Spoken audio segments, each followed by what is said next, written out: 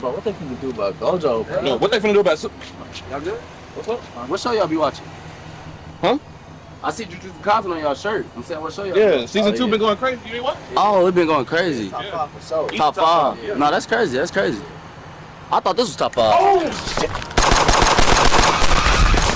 Naruto all day over here talking about top 5. Nigga, we the only top 5 over here.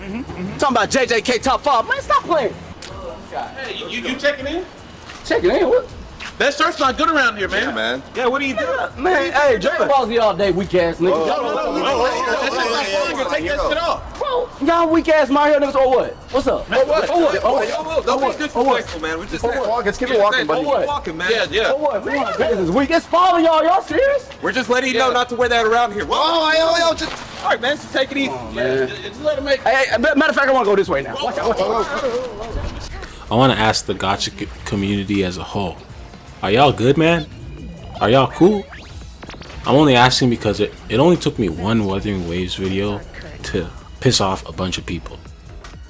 And I'll definitely be the first person to say not everybody in these communities are like this, but there is a serious problem going on in these gacha gaming communities, these gacha gaming streets that nobody really talks about outside of it, and I want to address. And I think this is the main reason a lot of people in these communities get a bad names, because some of these fans in these communities are downright tribal. In fact, they got a whole term for it. It's called Gacha Tribalism. So how did I get here? How are we on this subject? Well, first of all, it all started with me dropping a review of Wuthering Waves. This is the thumbnail. Now, you can probably see where this is going already, but in my defense, I'm very ignorant to these communities. I don't know what sets people off. From my perspective, I'm trying to start a niche review series on my channel where I review niche games or games after the hype type beat.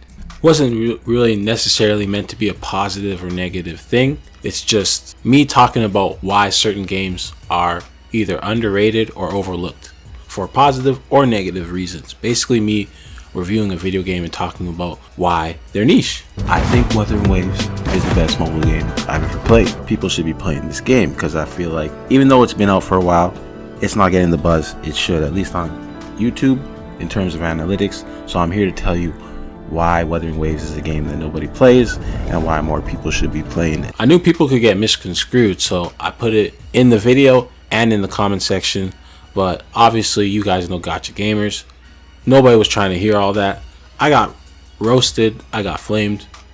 Wasn't much people, but it was very quick and very rapidly. And like I said, it wasn't everybody. A lot of insightful comments, some constructive criticism, some actual banter.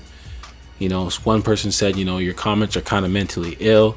Another person said, you know, a lot of your complaints are from the first part of the game. Point 2 is completely different, which after playing through, I completely agree. So yeah, it was only a few bad apples, but it was enough for me to, like, you know, double back. Looking at my phone, like Tanjiro and that meme, like, not to mention I crashed out a little in the comment section. It's like being stung with 1,000 mosquito bites making content in this space. It's not like the most toxic thing, it's just very annoying. But to get back on topic, because of this, it led me down a road of, you know, researching the gacha community, kind of understanding why I got flamed so hard. And believe it or not, a lot of these fans just fucking hate each other, like vitriolic, absolute hatred.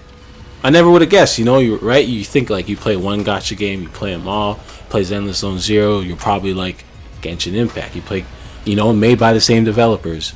But no, even those two fans hate each other. Wuthering Waves players absolutely hate Genshin players. I mean, not gonna lie, my review was a massive reference to Genshin Impact. I mentioned it a lot throughout the video. Maybe that's what set people off. But in my defense, Wuthering Waves 1.0 is extremely similar to Genshin Impact. But anyway, the ZZZ players don't like the Wuthering Waves players. The Honkai Star Rail players hate the Genshin Impact players. Basically everybody hates Genshin Impact. I mean, I'm not gonna lie, I kind of fed a bit into it on my video. It's just, in my defense, it's hard not to compare 1.0 Wuthering Waves to Genshin Impact. But anyway, basically what you get the idea. Everybody hates each other. Everybody's at each other's throat and everybody's extremely defensive of their favorite video game. kind of one of the main reasons I got flamed. But why is this? Why does gacha tribalism exist? Have you ever asked yourself this? I mean, even you, viewer, if you're a fan of gacha games, you might have dared to leave your opinion in a comment section, and your opinion might not have been the correct group think. It might have been a hot take. Dare I say, it was the wrong opinion. And you just got absolutely eaten alive by a bunch of randos on the internet, and it just probably left a bad taste in your mouth. I even found out I'm not the only content creator who's been like cooked for very minuscule or not very offensive things, like say a thumbnail or a lukewarm opinion. But there's the big question in the room, like, why is it like this? Why are people like this? Well, I did like 5 minutes of research, and when you break it down and think about it for just a second, it's actually really not that hard. People just be like that, man. It's just in human nature to pick a side and kind of be loyal to your side. And some human beings are more patriotic, more vicious than others. I mean, look at something like politics, the console wars, hell, race and religion, even your favorite gacha game. It's all the same shit, isn't it? It's just human nature mixed with the most base level instincts and extreme versions of fans butting heads. And when it comes down to it, listen, I'm not going to try to sound offensive. Obviously, I'm not talking about you, the viewer watching this right now, but a lot of gacha gamers, they're not the brightest bulbs in the socket, you know what I mean? Like, we are talking about a game that is scientifically designed to prey on our most base level instincts, FOMO, young, very susceptible, very vulnerable audiences. So basically, this is a nice way of me saying a lot of gacha gamers are kind of stupid. So you mix the lowest common denominator in terms of IQ and base level human nature, and you get gacha tribalism. So there you go, in a nutshell, that's what gacha tribalism is. So the main question, I guess, is what can we do about it? Nothing really. Like I said, it's base human nature. If it wasn't a gacha game, it would be a sports team. It would be a TV show. It would literally be the color on your shirt. People would find a way to argue about it. The best thing you can do is not engage with it or have a laugh about it. What do we do when politics get too crazy? We meme about it. And from my opinion, as somebody who's made gacha gaming content in the past, I used to make Genshin content.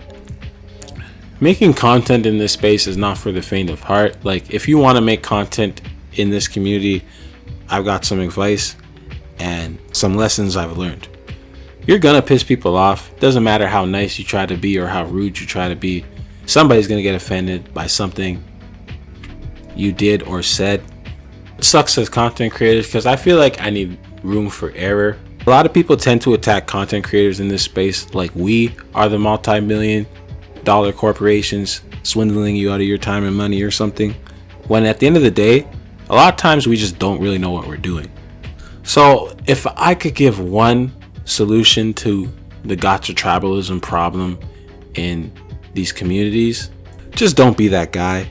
If you're watching this, I would say try to be a role model in your community, and whenever you express yourself in the community, go about it in a way that doesn't scream or doesn't make you look remedial. Because I'm not gonna lie, gacha gaming fans and gacha gaming fan base is at an all-time low in terms of public opinion.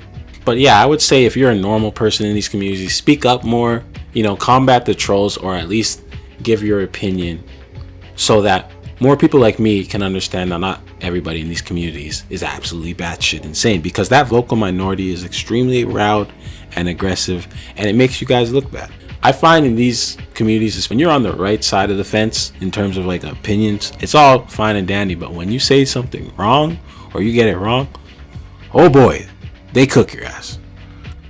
But anyway, you guys were right. Wuthering Waves is not a game nobody knows. It's pretty popular, but for me, a lowly console peasant, okay, I play on the PS5. Not much people on the PS5 are playing this game. At least that's not where the player base is at. So in my defense, that's where I was coming from. And I even got a comment telling me I should call this the series games you should try, which I think is a way better title. It's a lot more positive. I'm learning negativity just breeds toxicity on the internet. I'm just a cynical bastard, so